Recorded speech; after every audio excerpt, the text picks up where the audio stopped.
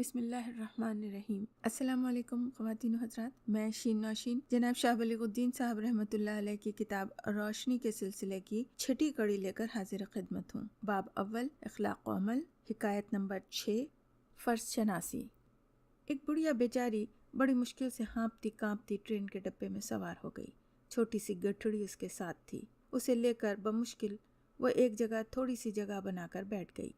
یہ 2 آدمیوں کا چھوٹا سا فرسٹ کلاس کا ڈبہ تھا، لیکن اس کے اندر 20 آدمی ٹھسے ہوئے تھے۔ کوئی کھڑا تھا، کوئی بیٹھا تھا۔ جو جگہ لوگوں سے بچ گئی تھی اس میں سامان رکھا ہوا تھا۔ حالات کچھ ایسے تھے کہ کوئی کسی سے پوچھ نہ سکتا تھا کہ بھیا تم کس درجے کے مسافر ہو، یہ فرسٹ کلاس کا ڈبہ ہے اور پہلے ہی سے 2 لوگوں کے لیے ریزروڈ ہے۔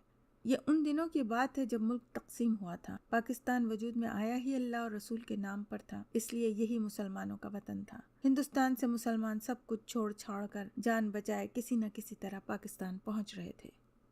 پاکستان جو ان کی تمناؤں کا ثمر نورس تھا، پاکستان جس کے لیے انہوں نے تن من دھن کی قربانی دی تھی، پاکستان جسے اسلام کی نشت ثانیہ کا گہوارہ بننا تھا، پاکستان ان کے لیے سب کچھ تھا، دین بھی دنیا بھی۔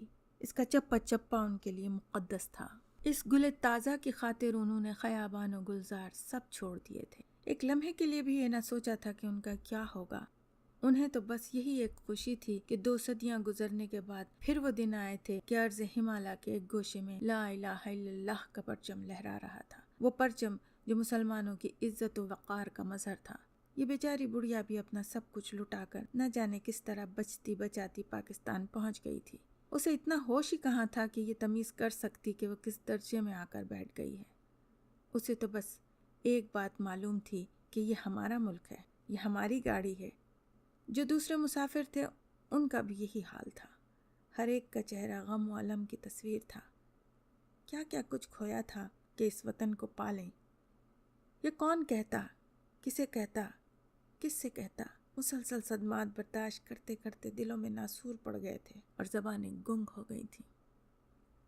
گاڑی کو پاکستان کی سرحد میں داخل ہوئے کچھ بہت زیادہ وقت نہیں گزرا تھا کہ ایک اسٹیشن پر ٹکٹ چکر ڈبے میں داخل ہوا۔ اس کے ہاتھ میں ایک کاپی تھی۔ مشتاق احمد صاحب اپنی آپ بیتی کاروان حیات میں لکھتے ہیں، ٹکٹ چکر کو دیکھ کر مجھے خیال آیا کہ مدتوں میں ریلوے کا افسر رہا ہوں، دیکھوں یہ چکر کیا کرتا ہے۔ چکر نے بڑھیا کو دیکھا تو اسے ٹکٹ کا مطالبہ کیا۔ وہ اللہ کی بندی کسی قابل ہوتی تو کچھ کہتی، بے اختیار اس کی آنکھوں سے آنسو ٹوٹ پڑے۔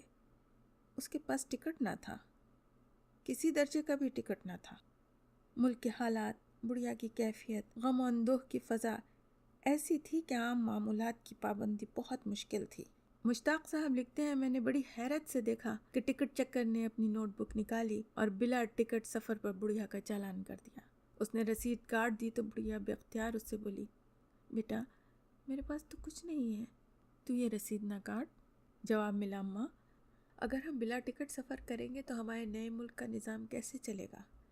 تمہارا چالان ہوگا، پیسے داخل ہوں گے، تم بہت دکھیاری ہو، تمہارے لیے میرا دل بھی دکھی ہے۔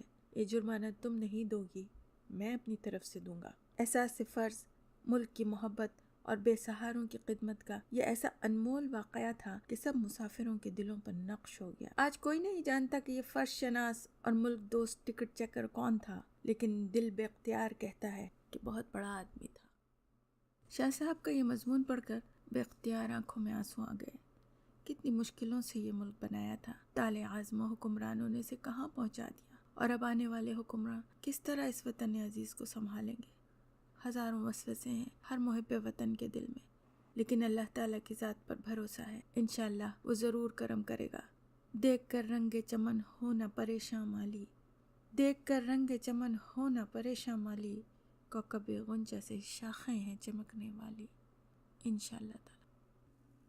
اگر آپ کتاب کا تسلسل برقرار رکھنا چاہتے ہیں تو اپنا نوٹیفیکیشن آن کر لیں، یعنی سبسکرائب اور بیل کا بٹن دبائیں۔ ویڈیو پسند آئے تو لائک اور شیئر کریں۔ نیک بات پھیلانا صدقہ جاریہ ہے۔